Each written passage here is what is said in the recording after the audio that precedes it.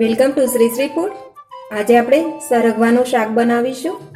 સરગવાનું શાક આપણે ચણાના લોટ ભરીને બનાવીશું. સરગવાને મોરિંગા પણ કહેવામાં આવે છે. બીજા બધા જ વેજીટેબલ કરતાં સરગવામાં વધુ પડતા પૌષ્ટિક તત્વ રહેલા છે. તેનો આયુર્વેદિક દવામાં પણ વધુ ઉપયોગ થાય છે. તો આવા ગુણકારી સરગવાનું શાક બનાવવાની શરૂઆત કરીએ. તો તેના માટે 500 ગ્રામ સરગવો લીધેલો છે. તેને આ રીતે થોડી સાલ નીકાળી અને કટ કરી લીધેલો છે. 1 ટેબલસ્પૂન કોથમીર, 1 ટેબલસ્પૂન સૂકું લસણની પેસ્ટ, 2 ટેબલસ્પૂન ચણાનો લોટ, લીંબુ અડધું ફાડું, 1/4 ટીસ્પૂન જીરું, 1/4 ટીસ્પૂન ગરમ મસાલો, 1 ટેબલસ્પૂન ધાણા જીરું પાવડર, 1/2 ટીસ્પૂન લાલ મરચું પાવડર, 1/4 ટીસ્પૂન હિંગ, 1/4 ટીસ્પૂન રાઈ, 1 ટેબલસ્પૂન ગોળ, સ્વાદ પ્રમાણે મીઠું, 1/4 ટીસ્પૂન હળદર અને 2 ટેબલસ્પૂન તેલ. પહેલાં આપણે સરગવાનો સ્ટફિંગ ભરવા માટેનો મસાલો તૈયાર કરી લઈશું.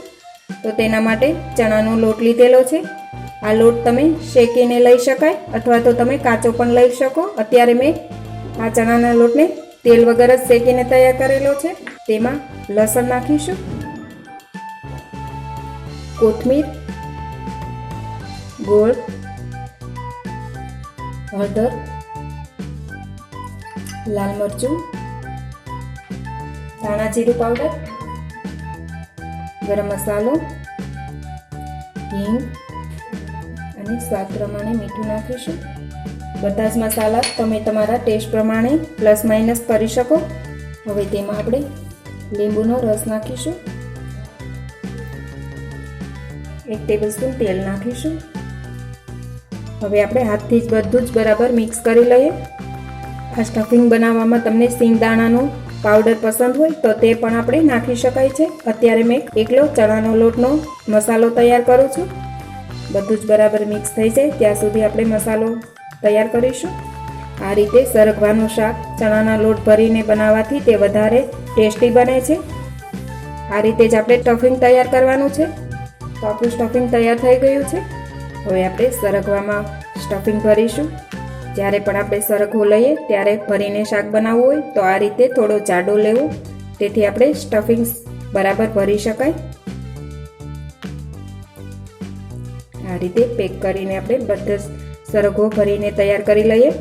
એ પહેલાં જો તમે હજી સુધી અમારી ચેનલ સબસ્ક્રાઈબ નથી કરી તો પ્લીઝ અહીંયા ક્લિક કરો એટલે સબસ્ક્રાઈબ થઈ જશે અને બેલ આઇકન પર ક્લિક કરશો એટલે તમને અમારા નવા વિડીયો મળતા રહે. અને વિડીયો પસંદ આવે તો પ્લીઝ લાઈક પણ કરો અને તમારા ગ્રુપમાં શેર પણ કરવાનું ભૂલતા નહીં.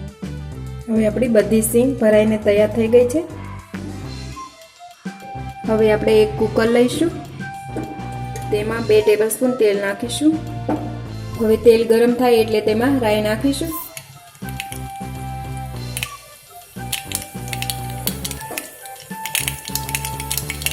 આ રીતે રાઈ ફૂટવા લાગે એટલે તેમાં આખું જીરું નાખીશું. હવે તેમાં ભરેલો સરગવો છે તે નાખીશું.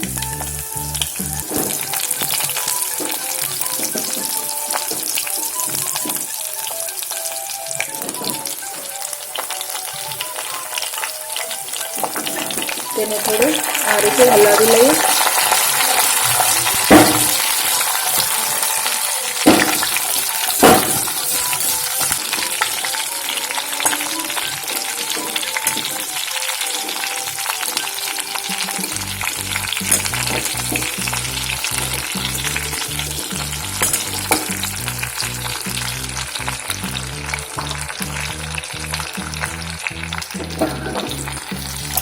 ફરી તેને હલાવી લઈશું.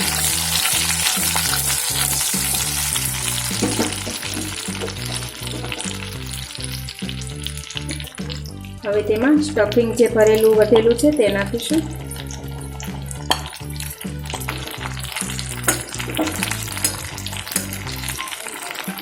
હવે તેમાં થોડું પાણી નાખીશું.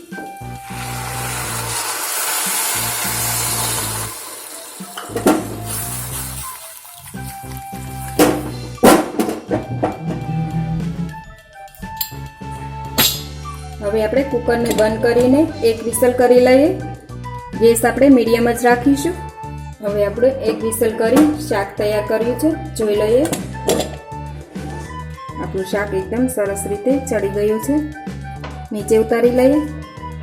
હવે આપણું ચણાના લોટવાળું સરગવાનું શાક તૈયાર છે. તેને એક બાઉલમાં લઈ લઈએ. આ રીતે આખી સીંગ રહે એ રીતે જ આપણે શાક બનાવી તૈયાર કરી લેવું. અને રસો જોતો હોય તો ચણાનો લોટ થોડો વધારે નાખો, જેથી સરગવાનું શાક એકદમ ટેસ્ટી અને સ્વાદિષ્ટ બને. હવે સરગવાનું ચણાના લોટવાળું શાક તૈયાર છે. તે ઉપર થોડા દાણા નાખીશું. દાણાથી ગાર્નિશ કરી દઈએ તો તૈયાર છે આપણું સરગવાનું શાક. તો તમે પણ આ રીતથી સરગવાનું શાક જરૂરથી બનાવજો. અને આ શાકને આપણે રોટલી, ભાખરી, તમને જેની સાથે પસંદ હોય એની સાથે તમે આ શાક ખાઈ શકો છો. તો તમે પણ જરૂરથી બનાવજો અને તમારા એક્સપિરિયન્સ અમારી સાથે શેર કરજો. અને કમેન્ટ બોક્સમાં કોમેન્ટ કરવાની ભૂલતા નહીં. તો ફરી મળીશું એક નવી રેસીપી સાથે.